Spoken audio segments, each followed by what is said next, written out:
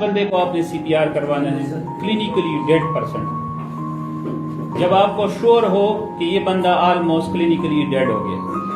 How can you know the person is clinically dead? कैसे पता चलेगा कि ये पर्सन क्लिनिकली डेड है?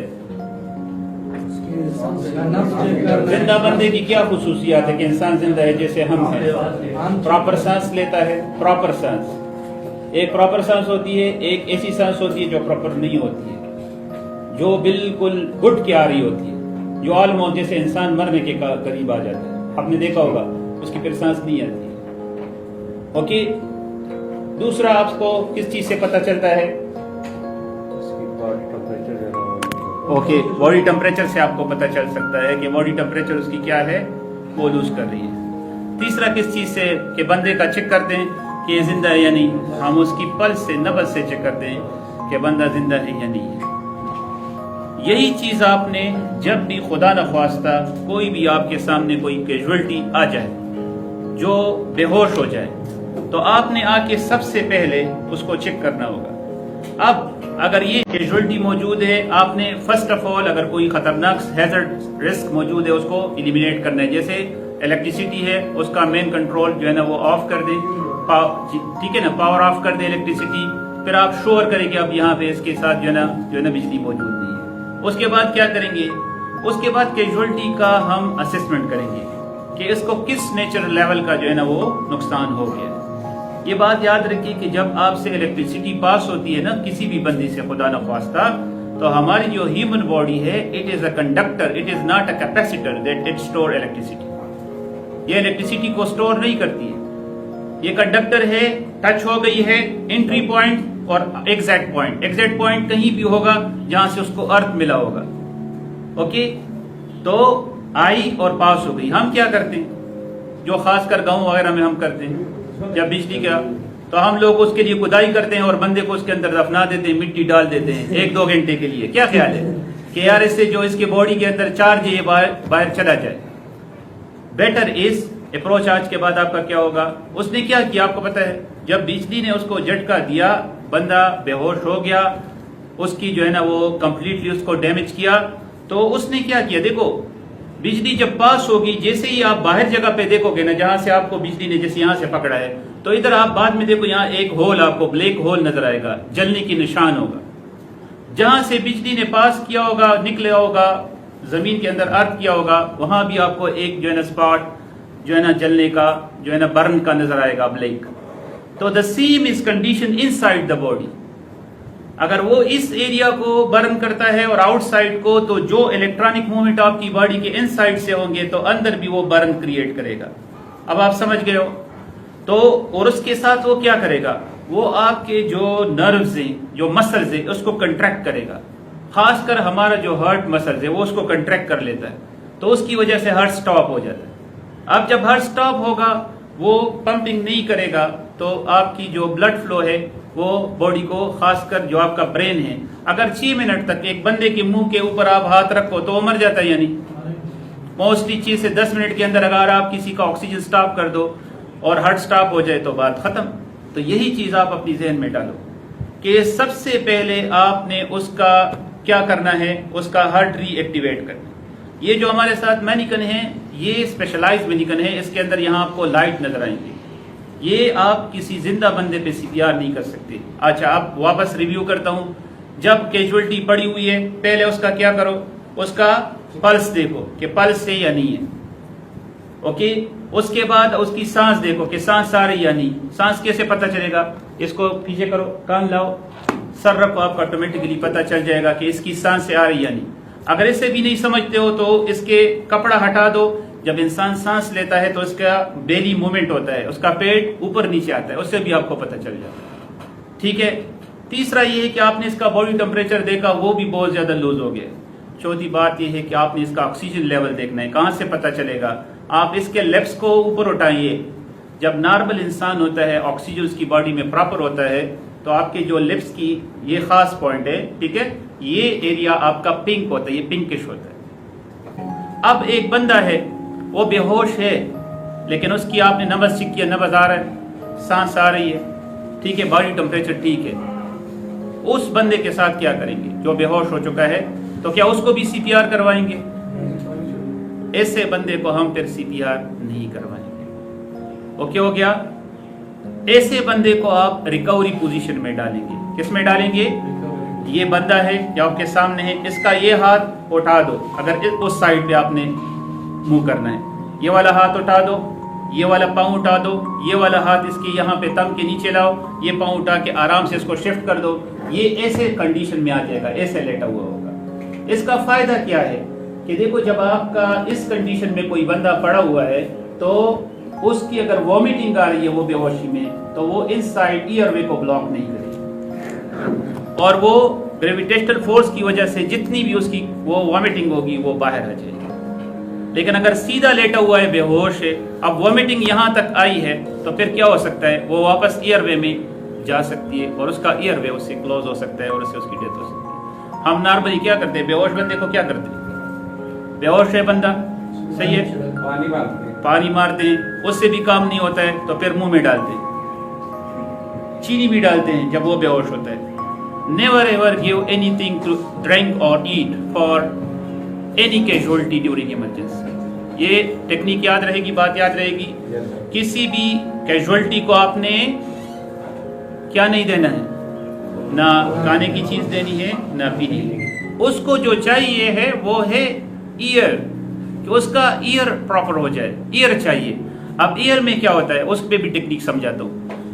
हमारी ये जो जबान है ना, tongue, during shock it become loose, तो ये आपकी यहाँ थ्रोट में आ जाती है। देखो मैं इसके आपको प्रैक्टिकल करवाता हूँ। जब ये आपका जो टंग है ये लूज कर जाता है तो ये एयरवे को ब्लॉक करता है। मैं मिसाल देता हूँ, देखो मैं इस कंडीशन में इसके एयर नहीं जा रही है, मैं जोर भी दे रहा हूँ, नहीं जा रही है। देखो एयरवे कैसे खुलेगा? जब इसको मैं आराम से ऐसे करूंगा, अब मैं करूंगा, अब आप देखो ये जगह एयर नजर आ रही है आप लोगों को। तो जब इसको आप पीछे करेंगे तो इसका ईयरवे ओपन हो जाएगा, तब उसको आप जो है ना ईयर दे सकते हैं। इसको बोलते हैं हेड टेल चिन लेफ्ट टेक्निक। इसको क्या बोलते हैं?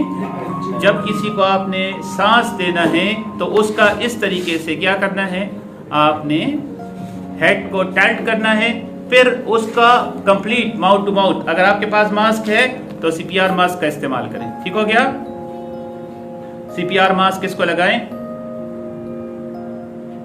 और इसको आप इस तरीके से लगा के, ठीक है, आराम से इसको आपने एयर टाइट करना है। ठीक है, एयर टाइट करके कंप्लीट, ओके, पीछे करके एक सांस देनी है, फिर सांस लेके दूसरी सांस देनी है। This is the method of 2 breath आपने देने हैं। कितने? उसके बाद आपने क्या करना है? कंप्रेशन करने। कंप्रेशन कैसे करने हैं? सेंटर ऑफ चेस्ट को विजुलाइज करो। ये इसका सेंटर ऑफ चेस्ट है, इसके छोटी का। आपका जो पाम है, सही है, ये पाम इसके मिड पे आएगा, ओके, और ये आपका जो दूसरा हाथ है ये इधर आ जाएगा।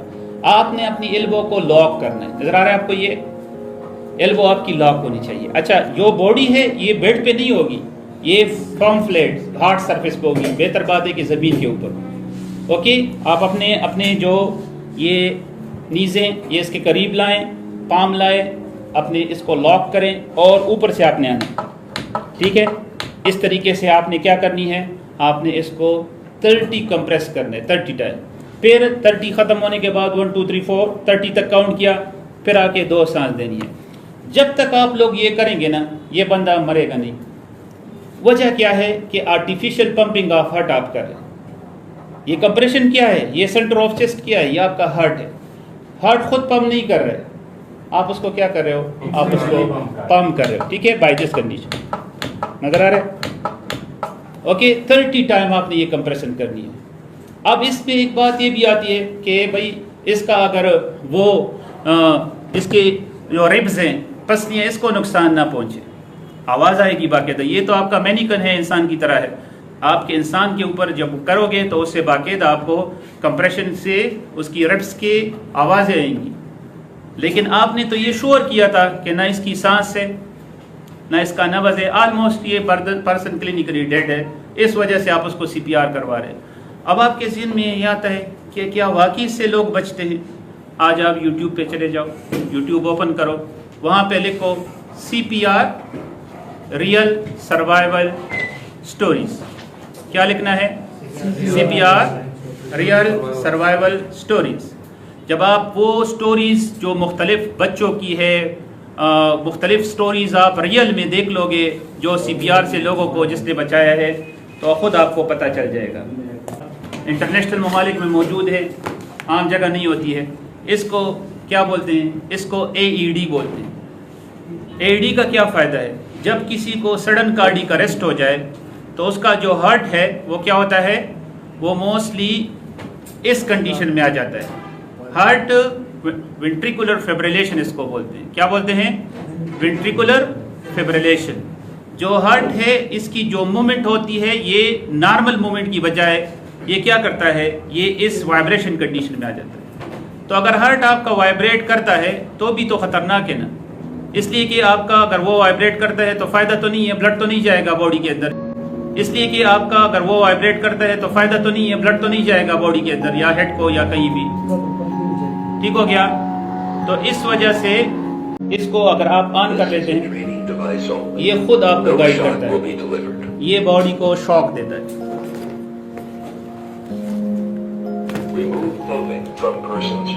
आपको इसने बोला कि पर्सन चेस्ट से जो क्लॉथिंग है वो रिमूव करो। उसके बाद क्या? इसके बाद आपके पास ये दो पैड्स होते हैं, ठीक है ना? ये आपने बंदे को लगाने हैं, एक यहाँ लगाना है, एक इस साइड पे लगाना है, ठीक है? ये दो पैड्स इसके साथ होते हैं ये, और उसके बाद आपको एक यहाँ लगेगा और एक यहाँ लगेगा। अब इसका आपको कहते हैं कि कनेक्टर लगाओ, इसको आप यहाँ से कनेक्ट कर दोगे। ये आपने लगा लिया है, सही है, और एक यहाँ लगा लिया है, ठीक है? ये ऑटोमेटिकली लग जाते हैं जब आप इससे स्टेप हटा। ओके, अब ये आपको जब आप इसको लगाते हो यहाँ पे ये लग जाता है, आप इसको शॉक दे दो, बंदे को शॉक लग जाएगा, उससे जो उसका हार्ट है ये वापस अपनी पोजीशन पे, नॉर्मल पोजीशन पे आ जाएगा। अगर ये आपको ये ऑटोमेटेड है, आप पाकिस्तान में देखते हैं तो वो मैनुअल इस्तेमाल करते हैं। इमरजेंसी में आपने देखा होगा सीने पे रखते हैं और जो बंदा जो कैजुअलिटी होती है उसको उससे शॉक देते हैं। पहले कम जोल का शॉक होता है, फिर उससे थोड़ा सा ज्यादा करते हैं और फिर बहुत ज्यादा करते हैं।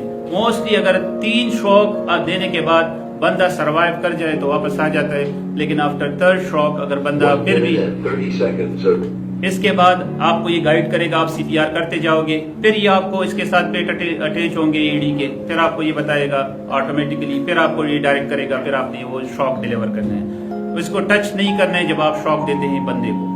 इस AED के ऊपर भी वीडियोस मौजूद है, रियल सर्वाइवल वीडियोस, आप लोग उसको देख सकते हैं। AED याद रहेगा जी, ऑटोमेटेड एक्सटर्नल डिफिब्रिलेटर जी। ये तो ट्रेनिंग डिवाइस है ना, इसकी प्रोफेशनल डिवाइस भी ऑर्गेनाइजेशन में मौजूद होती है। AED ऑटोमेटेड जी, E फॉर एक्सटर्नल डिफिब्रिलेटर। और CPR का पता है किसके लिए स्टैंड करता है? CPR stand for cardio pulmonary resuscitation. और उसके कितने स्टेप्स से याद रहेंगे CPR? Cardio pulmonary resuscitation, cardio for heart, pulmonary for the lungs, ठीक है ना? तो आपने ये 2 स्टेप उसमें करने, रेसिसिटेशन करनी है, कार्डियो की पल्मोनरी रेसिसिटेशन के बंदे का जो चांसेस ऑफ सर्वाइवल है वो ज्यादा हो जाए। अच्छा, आपको मैं क्या कह रहा था कि CPR का आपको आइडिया हो गया और आपको स्टेजेस का उसका तरीका आ गया। किसको CPR करवाएंगे? जिसकी सांस भी नहीं आ रही हो, जिसकी नब्ज भी नहीं आ रही हो, जिसका बॉडी टेम्परेचर लूज कर गया, जिसका ऑक्सीजन लेवल भी जो है ना वो बॉडी के अंदर खत्म हो गया। जब आपको ये सारे चारों चीजें श्योर हो जाएगी तो फिर बंदे को क्या करवाएंगे? CPR करने से पहले इंपॉर्टेंट स्टेप क्या है? किसको कॉल करेंगे? इमरजेंसी सर्विसेज को कॉल करेंगे। ओके हो गया। और CPR के अंदर कंप्रेशन होगी और ब्रीथिंग होगी। कितने कंप्रेशन करेंगे? 30 कंप्रेशन और 2 ब्रेथ। 30, ये आपका जो साइकिल है 1 मिनट में आपने 120 तक आपने जो है ना वो क्या करने हैं? कंप्रेशन करने हैं। तो आपने जो 2 मिनट है ना उसके अंदर तकरीबन 5 साइकिल को कंप्लीट करना होगा। ओके हो गया। तो ये आप लोगों को मैंने थोड़ा सा आइडिया दिया। मैंने इसको लाइव भी इसलिए किया कि जो भी मुझे देखेगा, ये वीडियो देखेगा, हो सकता है उससे किसी को फायदा हो जाए।